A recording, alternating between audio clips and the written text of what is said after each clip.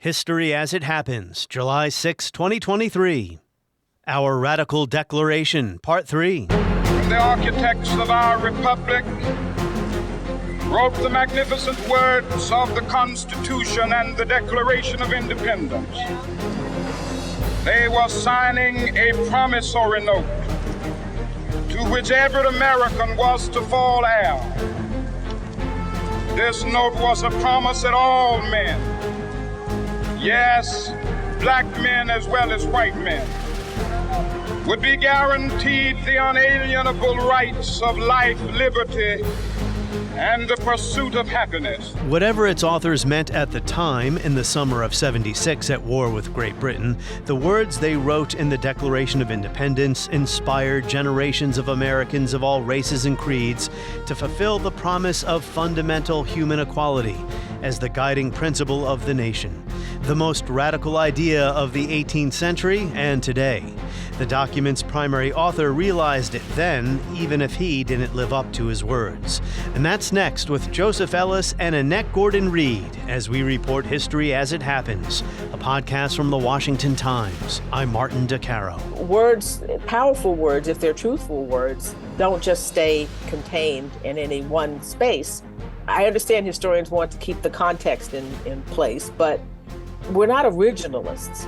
Some of the people who want to keep the Declaration in one spot and say, well, it really wasn't about this and it's wrong for you to think of it that way, are the people who criticize jurists for insisting upon strict construction and textualism when they're interpreting the Constitution.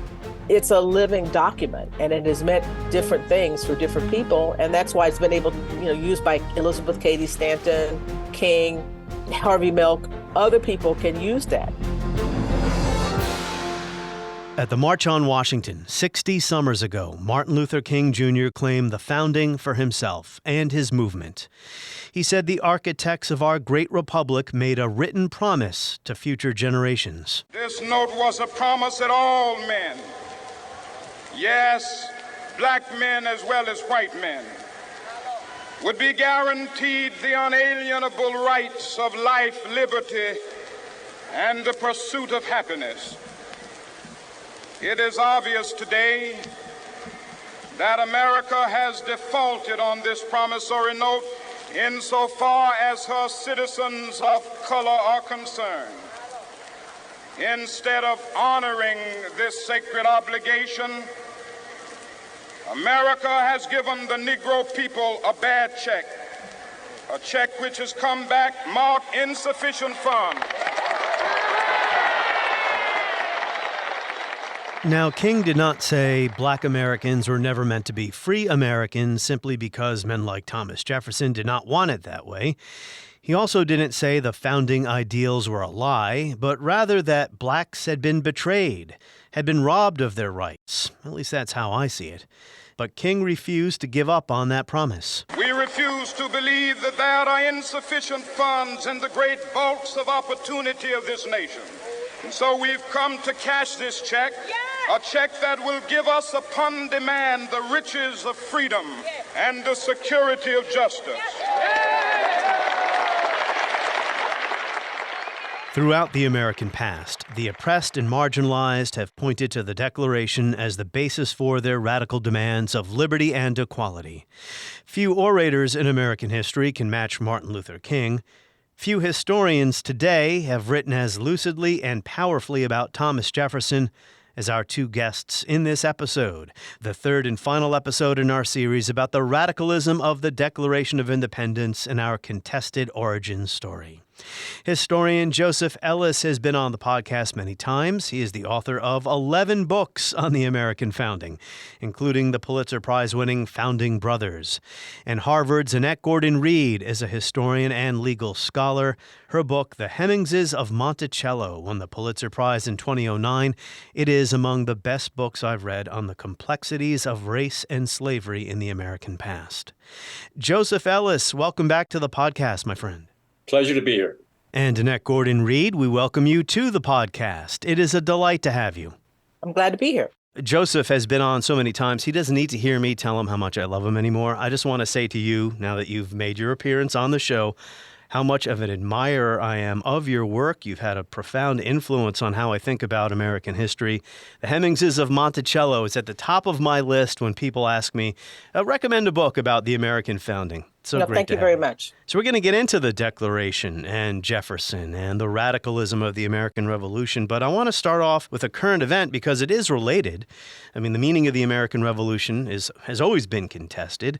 Liberty for whom, freedom for whom, and the case involving your school, Annette, Harvard, and the affirmative action ruling, the court striking down affirmative action. Do you want to address that and what you thought of that ruling and the majority's basis for it? Well, certainly wasn't a surprise. I mean, we knew what they were going to do. I actually thought it would be more sweeping than it actually was. It was not as sweeping as it could have been. There's the paragraph that we noted in the oral argument. This issue was raised, I think it was by Barrett at some point, whether or not if an individual person talked about what race meant in their life, could that be considered? And they said, of course. And Roberts puts that in his opinion as well, which is kind of a loophole in a way that I think a number of people who expected them to really bring the hammer down were upset about. I mean, I'm not saying that this was an okay decision. I understand why people are upset about it, but it wasn't what I thought it was going to be. I was a little, I guess, surprised. I don't know, maybe surprised isn't the word about Thomas's concurrence, in which he says that the Freedmen's Bureau was race neutral. Yeah. That was a race neutral effort. And I thought, that's a little odd. But it was fascinating to see these two different competing understandings of the 14th Amendment from Thomas and Brown Jackson, who talked about all of the things that the context in which this was passed. I mean, the Freedmen's Bureau, all the Civil Rights Act, all of these kind of efforts to bring Black people into citizenship. It was definitely, people understood it at the time that it was about race. It was criticized. Those measures were criticized on the basis of race. You know, you're doing special things for this, for the Black people, for the Negro people, what they would have said. Andrew Johnson, the president himself, made that point.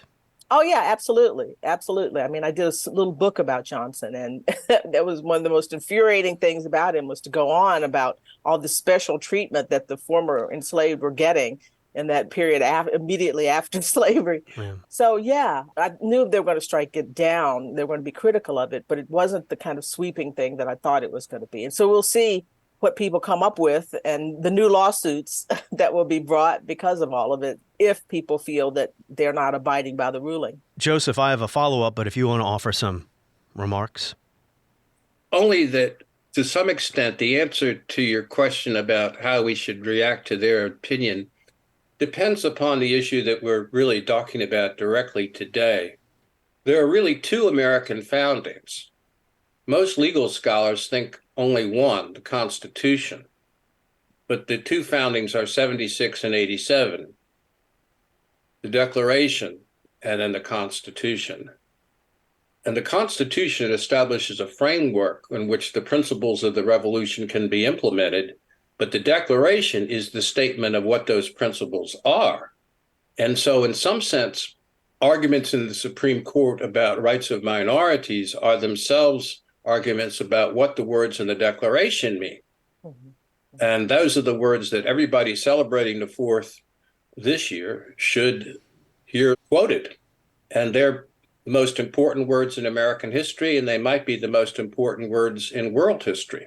Mm-hmm. And Jefferson wrote them in the middle of June. And I'll just try to recite them from memory because they're in my head. We hold these truths to be self-evident, that all men are created equal, that they are endowed by their Creator with certain inalienable rights, that among these rights are life, liberty, and the pursuit of happiness, that to establish these rights, governments are instituted among men, deriving their powers from their just powers from the people, I think it says. I forget. The governed. Sorry, this is not a test, but yeah. Everybody should memorize that. Kids don't memorize anything anymore because they think they're on the computer, but should be part of our memory and what those words meant now and what those words meant when they were first written in 76. The Declaration only takes about 10 minutes to read. Annette, I'm not an expert on higher ed policy. I can't tell you if affirmative action is the best way to diversify student bodies, which I think we all agree needs to happen. But what bothered me, to your point about Clarence Thomas's opinion, was... Besides it being, how many pages was that? Yeah, he stands the 14th Amendment on its head. Well, I mean, that's the criticism that historians have of we law professors and lawyers all the time, that we're cherry picking various things, looking at words, finding the parts of a document that fit what they want to say without looking at the entire context. There's no way to look at that without thinking about what had just happened. There had been a war, 4 million people who'd been enslaved were freed, and they had to find some way. They were a different race. They had to find some way to incorporate them into the Declaration's promise, all those kinds of things. And so it's acontextual, it's ahistorical, it's just law of his history, it's cherry picking to make the point that he wanted to make and was not really necessary to make. I mean, I suppose he could have opposed this plan, this program, without coming up with that version of history that just doesn't fit. And it's like a semantic originalism is how I refer to it now. Yeah. Well, if you're really an originalist, and most legal scholars, and Annette does not fall into this camp because she's a historian as well. Let me put it this way. If you read the Constitution, Article 3 on the powers of the court, the last thing they wanted the Supreme Court to be is supreme. Mm-hmm. So that the right to interpret the Constitution, the authority to interpret the Constitution, does not exist in the Constitution, nor in any of the amendments to the Constitution. And so the very notion that they can have the final say on this is a function of the living Constitution, not a function of the original document. If you're an originalist and you're on the Supreme Court, you should, in the end, say, I can't make any decisions that are constitutional. Well, the idea of judicial review was there, right? No. Okay. That's what I'm saying. You could say it's Marbury versus Madison in 1801, but that really doesn't create the principle because several opinions of Marshall are overturned, especially by Jackson. The real first instance it's really implemented is probably the worst decision in Supreme Court history, Dred Scott, 1857. But it's a function of the living Constitution that is the continued expansion of powers under the court, and it wasn't present in the original document. Joe's right. There's never any notion that the Supreme Court would be above everybody, and Yeah, if you look at Article 3 in the Constitution, the last thing they want the Supreme Court to be is supreme. They're terrified of such a thing. If you're a historian and you're really trying to recover the original context here, you're at odds with the opinion that most of the judges who claim to be originalists are acting on. Yeah. I take it you're not a member of the Federalist Society, Joe Ellis. So no, they never offered it to me, although it was created at Yale. That's right. It was created with a $5 million endowment from a very conservative organization. So the Declaration of Independence and its radical ideal of fundamental human equality. And we'll get into actually what the authors meant when they wrote those famous words.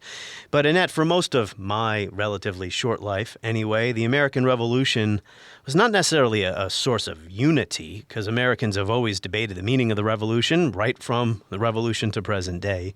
But it was certainly an origin story or a source of inspiration for most Americans from all walks of life. I mean, the revolution gives life to an anti-slavery politics. Elizabeth Cady Stanton cites the Declaration in her Declaration of Sentiments, I think it was called, in 1858. Do you believe the revolution is becoming a point of division now? I mean, the Civil War was the one that always divided us, but do you think the revolution is causing division these days when our origins are so intensely contested?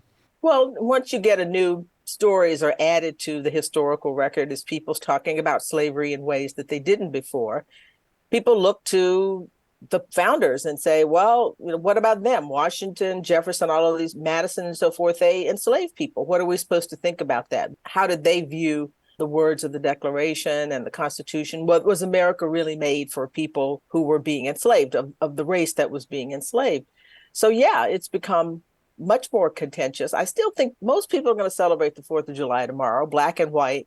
There'll be barbecues and stuff everywhere. And one of the things that I've noticed, in my life here, going to organizations and meals and, dinners and so forth that are predominantly black, somewhere the Declaration is going to come up in the opening speech or something like that. So the words of the Declaration, the ideas, they're going to be there. So yeah, I think that there's a fight about it at the level of intellectuals, or journalists and people who are, we fight about a lot of things, but ordinary people for the most part, accept the Declaration, accept the American Revolution as a good thing, and are just sort of going on with their lives. It's a part of an origin story that they use in the way they want to use it. But yeah, at the level that we're talking about, yeah, there's a fight about the meaning of the Declaration, whether we begin then or some other point in American history. Yeah.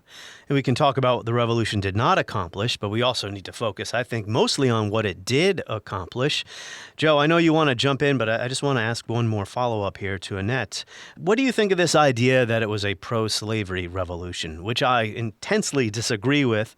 The 1619 Project makes this argument. Woody Holton is making this argument. What's your take on that? I don't think it was a pro-slavery effort, only to the extent that the people who, who had slaves wanted things to go on the way they were going on, sans Great Britain. But that was not the impetus for it, certainly, I don't think. Yeah. That's my view. I mean, there's no question, as I said, that they wanted to be able to live the way they were living in the South and in the North. I mean, the North begins the process of getting rid of slavery, Massachusetts and other places. But no, I don't think that that was the focus of the revolution, the impetus for the revolution. Yeah, I'm in the midst of trying to write about that in a book called, tentatively, Realities and Regrets, The Tragic Side of the American Founding. Great title. You like that? Good, yeah. Good. You're the first person that's heard it. So, besides my wife, and well, I heard it a couple days ago, but go ahead. Yeah, well, one of the ways I would put it, if you ask students a question, when did the American Revolution begin and when did it end? I'd say it begins in 74, 75, when it's militarized, and it's not over. That's the key. We are still living the implications of the American Revolution. And that's the reason when Martin Luther King appeared in the Lincoln Memorial in 1963, and I was there, I had my feet in the reflecting pool, by the way, he said he'd come to collect on a promissory note written by Thomas Jefferson.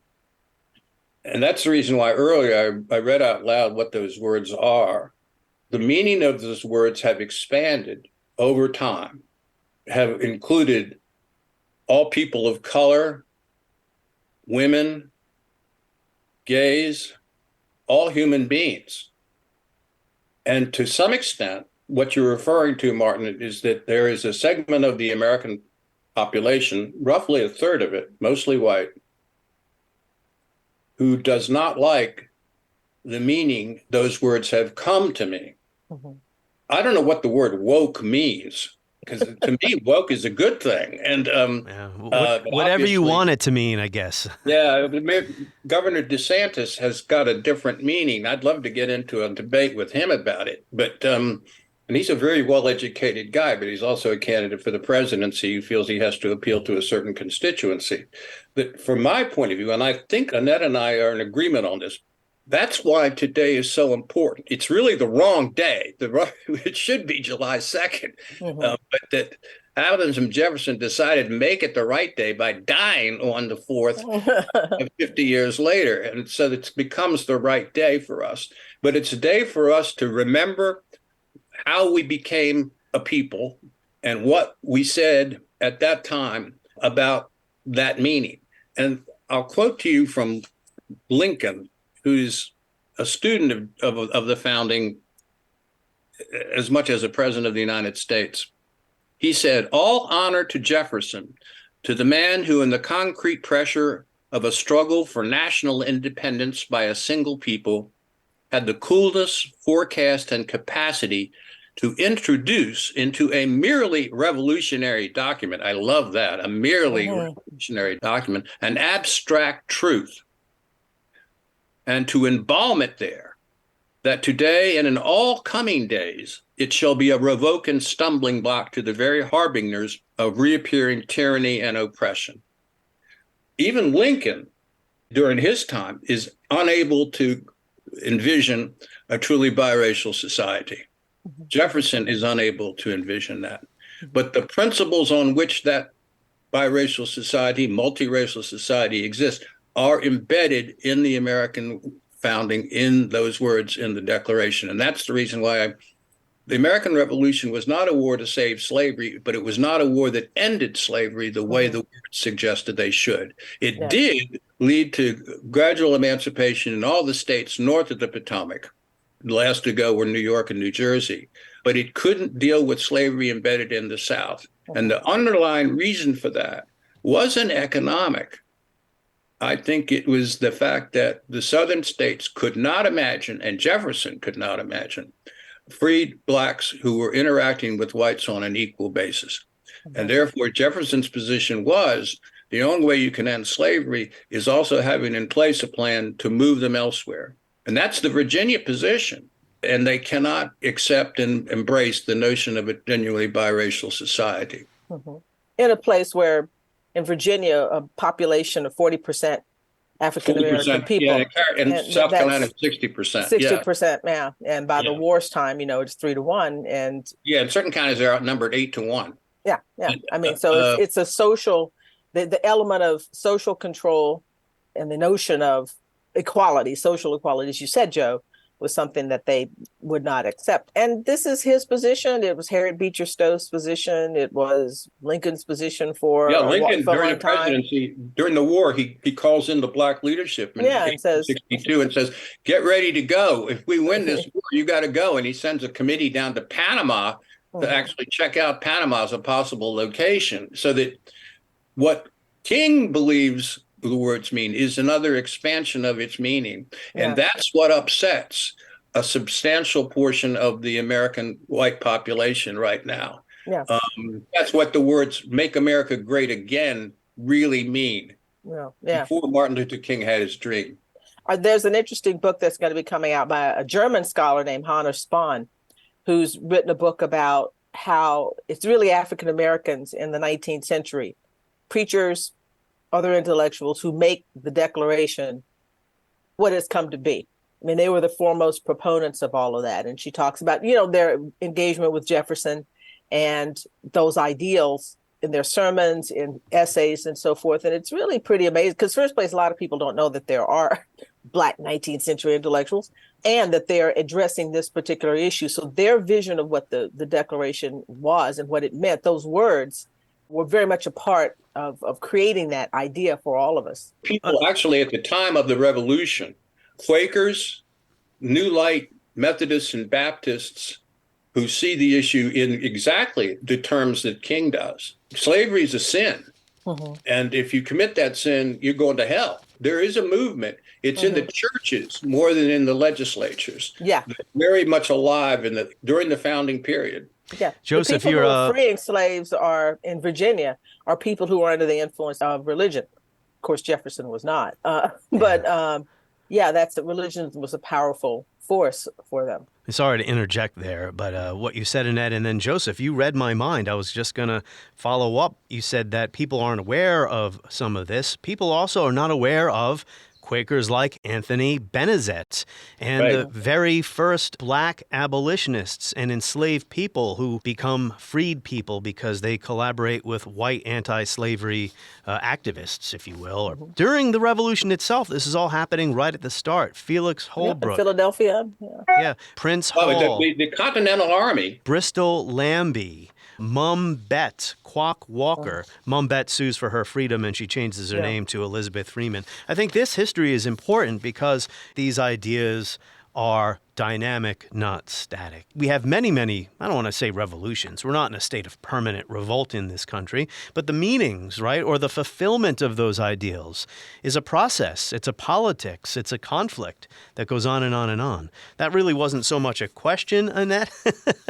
Joseph has used my word salad-y type speeches here. Let me throw in something here that in addition to the churches, the North and the South become different societies during the Revolution. You can see them. The Continental Army is integrated. 158 Blacks were present at Bunker Hill. 1,200 were present at Yorktown, all fighting on the Continental Army side. The American Army is not going to be so integrated in that way again until the Korean War. So that instead of being a moment, which is some critics say, we're endorsing racism and slavery, the cause, as the term they use to describe the values of the revolution, the cause is egalitarian. Now, not in the South, not in the deep South. Virginia almost can go either way. But what I'm calling to is that it's an explosion that keeps going on, but it's beginning in 1775, 76, and it's present in institutional ways in the churches and in the army. So Jack Rakove, fine scholar, has argued that the authors of the Declaration, when they penned those famous words in the first third of the document, they weren't talking about the idea of fundamental human equality or what we consider like civil rights or civil liberties. They declared that the colonists as a people had the same rights to self-government as the other nations of the earth. But even he concedes, does Jack Rakove, as do many other historians, the universalist egalitarian language, those ideas were percolating at the time. I mentioned the very first white and black abolitionists who were getting busy during the war itself. So do we miss some of this when we focus too closely on the personal failings of men like Thomas Jefferson? Well, yeah. I mean, the Declaration, as you've suggested before, we're not living in a static world where things stay the same. But even at the time, people immediately saw that its relationship to sort of universal values. That's why Monbat, all of these people are suing for freedom on the basis of this idea of equality, the importance of liberty and equality. But I do think that we should also think about the fact that contexts change. And when someone puts something out, you put words out, you have no idea how they're going to be used. And the Declaration doesn't just belong to historians. I mean, historians look at it a particular way, all the context, the kinds of things that Joe and others, that we know you're supposed to do when you're writing about something historically. And it's about establishing the United States' place among the powers of the earth. But they knew very early on, and Jefferson knew very early on, that those words took on a different meaning. He understood because people wrote to him about it. Black people wrote to him about it. Banneker writes to him about it. But just before he dies, there's a letter from an anonymous Black man who writes to him about some toasts that were given to, this was actually about the end of the slave trade, but invoking notions of equality and freedom in 1826. And so this idea that the word started out meaning one thing and meant something else is pretty clear very early on, that it was evolving. And he came to accept that idea. May not have been thrilled about all the implications of it, but that's why people disliked him. I mean, he had enemies who saw those words as dangerous because they knew that it wouldn't just apply to making yourself among the powers of the earth, that people would come to believe it in their everyday lives. And that's why the Confederates basically repudiate, I mean, the famous Alexander Stephens Cornerstone speech, in which he specifically repudiates, well, he calls out Jefferson by name, but specifically repudiates the words of the Declaration and said, we don't believe that. That's not what we believe. We believe in the inferiority of the African and so forth. And you know what he says. So words, powerful words, if they're truthful words, don't just stay contained in any one space. I understand historians want to keep the context in place, but we're not originalists. Some of the people who want to keep the Declaration in one spot and say, well, it really wasn't about this and it's wrong for you to think of it that way, are the people who criticize jurists for insisting upon strict construction and textualism when they're interpreting the Constitution. It's a living document, and it has meant different things for different people, and that's why it's been able, used by Elizabeth Cady Stanton, King, Harvey Milk. Other people can use that. Ho Chi Minh. Power of it. Ho Chi Minh did too. Oh yeah. Yeah. Annette, was it hard to approach? Well, Joseph has written a lot about this as well. Jefferson's mind. You brought up Banneker. He was an African-American person who, I guess, wrote an almanac. He came up, or mathematics, something very, very impressive. Almanac, and sophisticated. So Jefferson could obviously see in the cases of individual Black people that they were as intelligent as he was and as skilled. I mean, he was training, right? He was training them to build his house in the skilled trades. Yet, generally speaking, he never could bring himself to see Blacks as his equal. White supremacy was the order of the day, and that was part of his society, and he imbibed all of that and took all of that very much to heart. But as you know, in Notes on the State of Virginia is where he says all of these things that we can sort of line them up against the Declaration and those words, and that's offered as a rebuttal to the idea that he meant that he was including everybody. But, as I've said a number of times, everything he says in Notes in the State of Virginia, if you go to Monticello, you could find examples of him doing things completely the opposite of that, saying Black people have no judgment, and yet he makes a Black person the overseer of Monticello.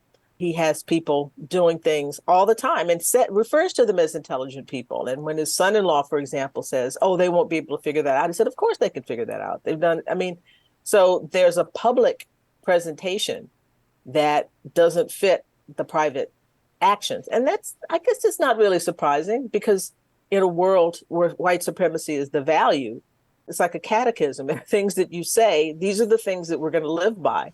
But in the day-to-day life, when you have to get stuff done, you can't really rely on that, because these are the people that you're working with here. And they were intelligent people and creative people. And he knew that because he used their intelligence and their creativity.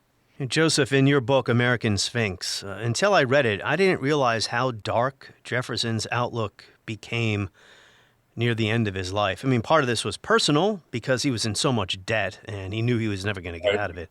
What else was so much pain? Yes. I mean, the elite were not spared from seeing their children die of diseases and their wives die in childbirth, etc. What else was going on in Jefferson's mind as he grows older, Joseph?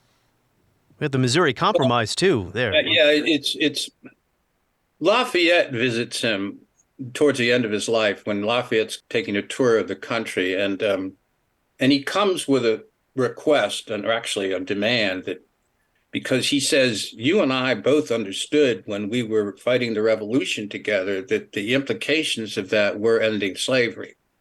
And we agreed on that. And here I am now at Monticello.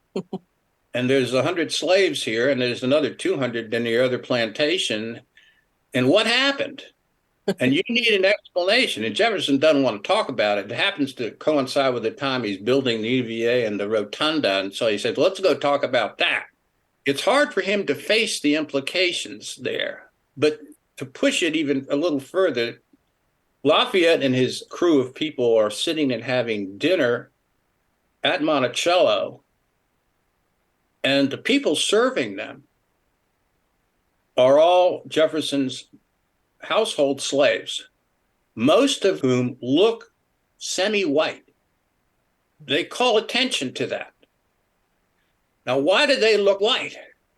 Because some of them are his own children. And in that sense, Monticello itself is a laboratory for racial amalgamation. Yet Jefferson claims that such amalgamation is unacceptable. So he's living a lie, and he knows it. This is where Annette and I first came together as people that would appear in public together when the DNA evidence came out. She got it right before I did. But beyond that, Jefferson believes that blacks and whites cannot live together, and yet his whole plantation is a symbol of something other than that. And this is the Virginia position. We cannot discuss ending slavery until we have resolved the question of where to send them. And if you do that, it means it's off the table, because you can never find an answer to that particular question. It's too expensive. And by the way, none of them want to go, because they're mostly third and fourth generation Americans. Yeah, they've been there as long as his family had been there. Many of them, yeah. Statistically, an African-American alive today can trace his or her ancestry further back in time than a white American. Migration occurred in the 18th century instead of the 19th and 20th century. He knows that amalgamation, he talks about emancipation creating the threat of amalgamation, but he knows, as Joe is saying, that it's really slavery where this is taking place, but it's taking place largely by white men to black women, not black men to white women. That is the dividing line. This is the problem. The problem with freedom and being in the general population is that white women might choose to be the spouses of or have children by black men. And that was anathema. I mean, the kinds of penalties that were enacted upon white women for having babies with black men, they could be outlawed. The children were put into servitude, even though they were free because their mother was free. But that's a real dividing line. And if black people were here claiming equal rights, obviously the right to marry and form families in a community, that's what a nation is. It's a mating pool.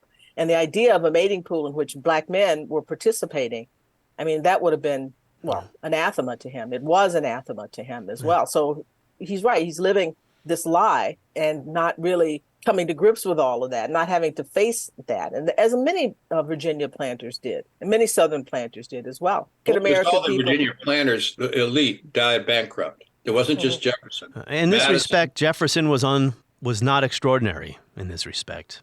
Very often people will ask me, well, why did he die bankrupt? And why did he, except for John Randolph, except for crazy John Randolph, they all died. I mean, pretty much debt that's a part of a farmer's life. And certainly he died after a panic, economic problems in Virginia. But most of them were in debt. That was not just him. And I was also referring to the fact of sexual relations with his enslaved.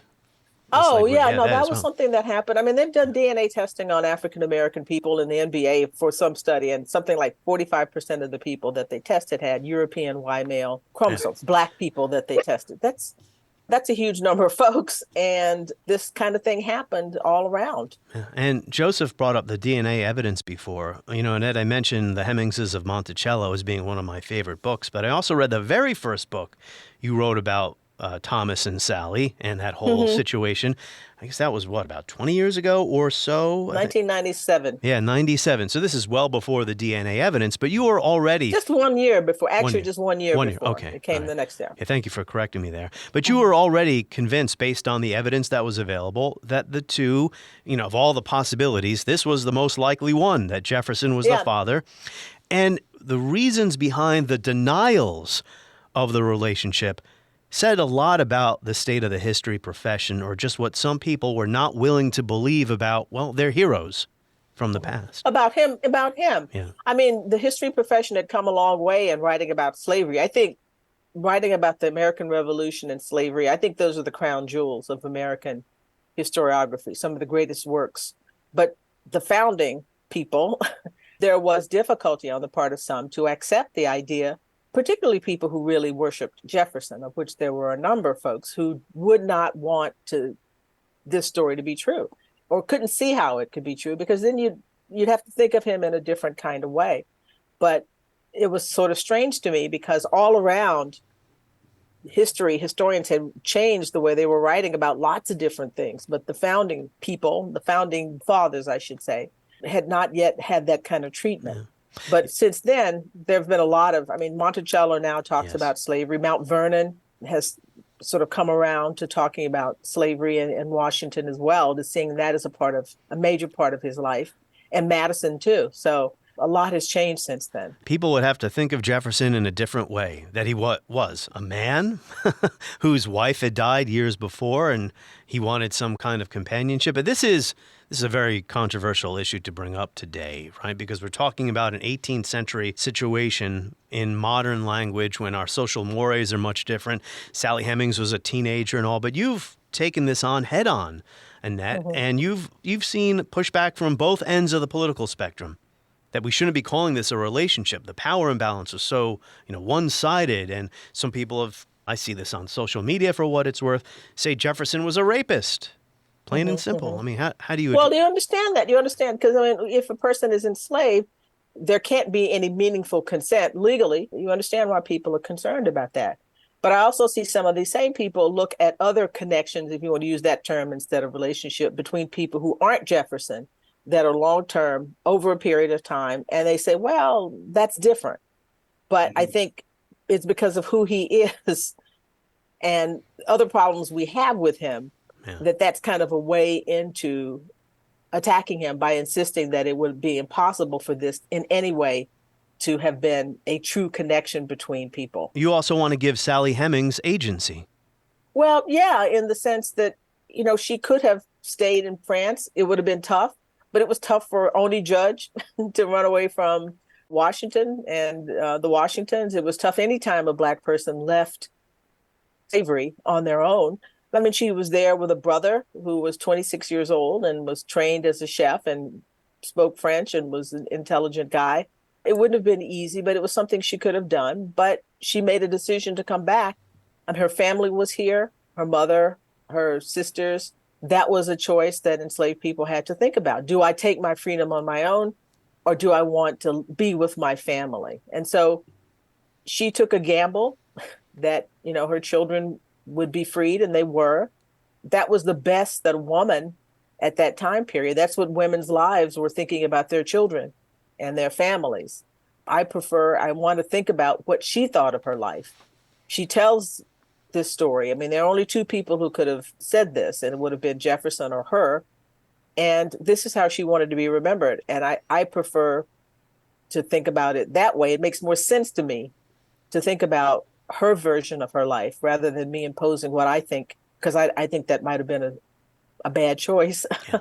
Joe knows this. You're writing about people and you're thinking, why are you doing this? Don't do that. Don't go to the theater, Mr. Lincoln, whatever, because you know what's going to happen. But I can't substitute my judgment about what she should have done for what she thought was the thing to do at that time. And so that's why I say, this is what she said her life was about. I'm going to accept that. If slavery is the original sin of American history, and it is, presentism is the original sin of historians. That is the notion that we can bring our own values now to bear in assessing people who lived in the late 18th century, to include the founders. I mean, the thrust of my work for 40 years has been to say this cloud of mythology that has surrounded the founders needs to be blown away. They were all imperfect human beings, just like we are.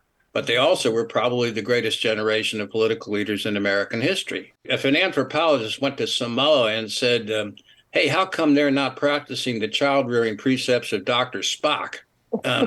Like that, we would think that would be bad. Or if a man goes or a woman goes into a London restaurant and criticizes the waiter for speaking with a foreign accent.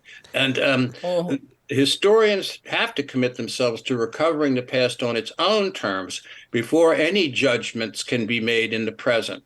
These were all imperfect figures, the founders, because all human beings are inherently imperfect. And yet new nations seem to require mythological heroes. Mm-hmm. Rome has Romulus and Remus, England has King Arthur, Spain has El Cid, but they're all fictional characters. The founders are real people, and they're going to make mistakes. And if you believe they're saints, then I got a bridge to sell you in Brooklyn. And Jefferson included in that number. And Jefferson himself says this in some letter late in his life when he said that I'm part of the founding generation, but I also know that laws and institutions must go hand in hand with the progress of the human mind. We might as well require a man to wear still the coat which fitted him when a boy, as civilized society to remain under the regimen of their barbarous ancestors. That, in other words, don't make us into gods. We're not. They distilled the wisdom of their moment in time very well, but they can't speak to us directly in the 20th century context because it's beyond them. So, Joseph, I want to ask you something, but I'll make one more point, and I will cite my sources, Annette Gordon Reed being the source of this point, because you're talking about dealing with history on its own terms, something that you've written about. Sally Hemings, who was mixed race herself, wouldn't have seen the idea of having a relationship, if we want to call it that, with a much older white man who was her owner, all that unusual, because her mom was in the same situation, and her mom's mom was. Her family did, yeah. And it doesn't mean she wanted it or enjoyed it, or if she had other options available to her, she wouldn't have leapt at them. It's just trying to understand why things happened the way they did. Yeah. And if you want to add anything, sometimes I answer my own questions on the podcast. So. Yeah, I think you just did. I think you just did. No, I mean, because, it's, and as I point out, her father was white, her grandfathers were white. Why would we think, because I have a sense of racial identity, a particular sense of racial identity, that she would have thought about things the same way that I do? Over the years, Black people of all different colors, all different mixtures and whatever, have come to see themselves as something called Black. And we have an understanding of what that means. But what does that mean to, a person in the 18th century, born in 1773? Does she have the same sense of it? And if it would more likely be a white man that she would be involved in. And why wouldn't he be as good as any other one? The chief problem is the age issue here. But the idea that she would have only thought that a Black man was the most suitable mate for her, a connection for her, doesn't make sense. And women were at the mercy of whatever man they got attached to. I mean, even enslaved men. So women didn't have a sense, you wouldn't have thought of freedom in the same way that, not even just in terms of out of slavery, but out of male-female relationships. There was a hierarchy there and an understanding about how women had to live. And that was get the best deal you can for your children. Somebody who's going to look after you, look after your children. That's what she opted for. That's a difficult subject. You handle it so beautifully in your book. Slavery as a sexual system. It's not an easy one to talk about. I do want to ask both of you, maybe we'll wrap up with this question in a little bit about whether it would even be possible to make, well, I'll ask it now. Is it possible to make a movie today about Sally Hemings and Thomas Jefferson? Well, we're going to find out. Oh, really? I didn't know. Yeah, we're trying to do that. I have some people out doing stuff, so that it might be. Wow, that's amazing. I did not know that. I guess there was a movie made soon after the DNA evidence. Oh, yeah, there was a movie. It was a TV thing. Right. It was a TV series. Yeah. There was another movie made by these prominent filmmakers. Jefferson in Paris. That's right. The guy who played Jefferson called me up and said, "How did Jefferson sound? What kind of accent did he have?" I said, "Nobody knows. Nobody knows. Do anything you want to." There was a significant movie, and it somewhat endorsed the Hemings. Yeah. Nick Nolte. That's right. It's like this is less like Jefferson than. Oh my God, that would have been a Nick Nolte as Thomas Jefferson. No way. Mr. Jefferson, you're so attached to the opera that you would not waste a moment to come here. Say rather so attached to my friends, whom I hope to find here. Well, sir, you have found us. It is by no means certain that my wife is any longer your friend. See how angry your neglect has made her. Why would I be angry? Alas, my duties were official, or I would have returned weeks ago. Yeah. So, Joseph, you've been a historian of the founding for many decades. I don't have to remind you that, but I will anyway. In what ways do you view the Declaration of Independence today differently than you used to? Well, I didn't even major in history as an undergraduate, but I was an undergraduate at the College of William and Mary, and I came to an understanding of my profession as a graduate student, but that I think that all of us who came of age in the 60s and 70s began to understand that race and slavery are the more important forces in American history than we might have originally realized. And that doesn't mean they're all consuming, but it means any historian who wants to take a look at the American founding and wishes to avoid slavery and race is obviously inadequate. It has to be part of the story you're telling. It can't be dropped. It can't be just ignored. But on the other hand, I still retain my conviction. And I've read the papers of Jefferson, Adams, Washington, Madison, Monroe, whatever. No, not Monroe. But that would be a slog. Yeah, but Marshall, somebody needs to write a great book about Marshall, but he doesn't tell you stuff. I retain the conviction that the achievements of the founders are significant and historically important, that they created the first nation-sized republic in world history, and they founded it on a set of principles that become the foundation for the liberal tradition in American history. And that when you turn them into the deadest, whitest males in American history, you're missing something. Annette Gordon-Reed, how has your interpretation of the past changed or evolved over the years? Well, I would say in writing about Jefferson, I think I have become a bit more, as I've gotten older, and I realize how hard it is to do anything in the world. Even small things to get from one project to the next. I think I probably have a greater appreciation for his accomplishments. I mean, I always had an appreciation for his accomplishments, but I'm more forgiving, I would say, of the flaws than I was starting out. Because, as I said, I mean, here was a person, and along with Adams and others, who created a country. Helped to create a country, a difficult task, and shepherded it through to stand on its feet and to go forward. To say that, you didn't solve this problem, you didn't solve that problem, you didn't solve the other problem is a bit churlish. I mean, for me, when you think about what I've accomplished and what, we've accomplished in comparison. So I think I have a greater appreciation for what that moment meant and the magnitude of that kind of contribution. So, yeah, that's how I think I've changed. Yeah, the nation's origins were so puny. The fact that any revolution can succeed, right? Yeah. And you could say we did have a second revolution. Well, there was a pro-slavery revolution in 1860, and I think we all can be thankful that that side lost. The third founding is the Reconstruction, the three amendments. So the Declaration, the Constitution, and then the three amendments after the Civil War constitute different moments in a kind of expanding American foundation. And as you were saying before, the Constitution is trying to make, the 1787 Constitution is trying to make real some of the ideals in the Declaration. And the 13th, 14th, and 15th Amendment definitely do. Equal Protection Clause, all those things are taking off as a basic American value is a notion of equality. The thing that's tough for the founders in the Constitutional Convention is, on the one hand, the only way you can end slavery is if you create a national government empowered to make domestic policy for the states. On the other hand, the only way you can get a national commitment is to make compromises with the southern states.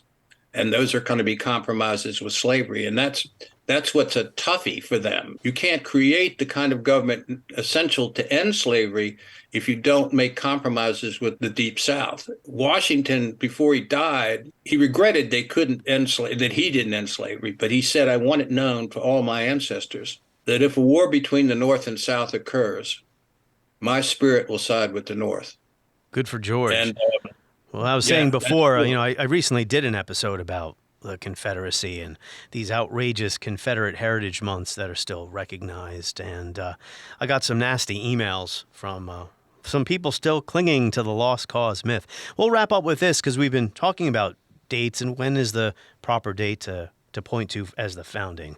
1917. Juneteenth. A subject near and dear to your heart, Annette Gordon Reed. I've been Juneteenth out all this June. Yeah, I know. Everyone wants to talk. She's been on every program for Juneteenth that's ever aired on TV.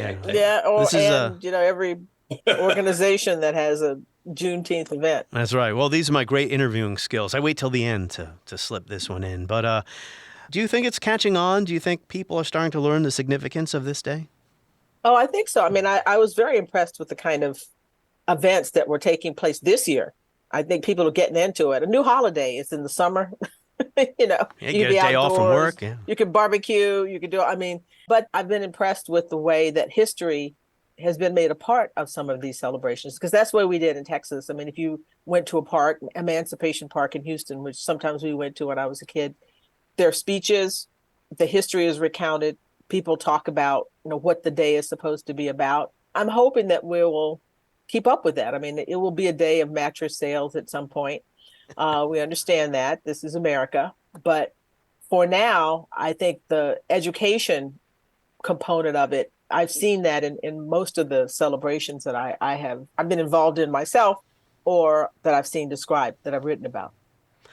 I think this is what makes history more interesting, more layers, more complexity, and making, as you have done in your work, the people who had previously been invisible more visible. Any final thoughts, Joseph Ellis?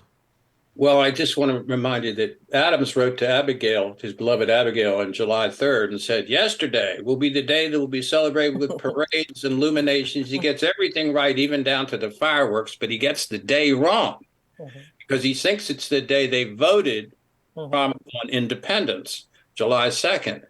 There's also a painting that hangs in Congress called the Declaration of Independence. And it shows 5 guys stepping up to the desk where somebody, it turns out to be Hancock, is sitting, and everybody thinks it's July 4th and they're signing the document. Nope, it's June 28th. Yeah. It's when the committee with Jefferson presents Jefferson's draft to the full Congress. When do they sign? There is no single day. Yeah, they're all signing at different points. They're signing it into August. There's one guy that signs it in October. The only reason it's the 4th is because the printer put July 4th on the first copy sent to the public. Wow. That nothing happened on the 4th. The play 1776, for dramatic reasons, has to change history and have them all come up and sign on this particular day. That never happened. But as I said earlier, Adams and Jefferson decided to die on that day. Those guys had willpower, baby. And so they made it right for us ever after. Yeah, leave it to Joseph Ellis, loves to quote John Adams. That's the only thing I don't like about Joseph. He's an Adams guy. I'm a Jefferson guy. Adams is the kind of guy biographers love because he tells you everything he's thinking and feeling. You look at Washington and you say, what was he thinking the day he retired? What did he say in his diary? Open up the diary. April 3rd, a day like all days, 32 degrees Fahrenheit. That's it.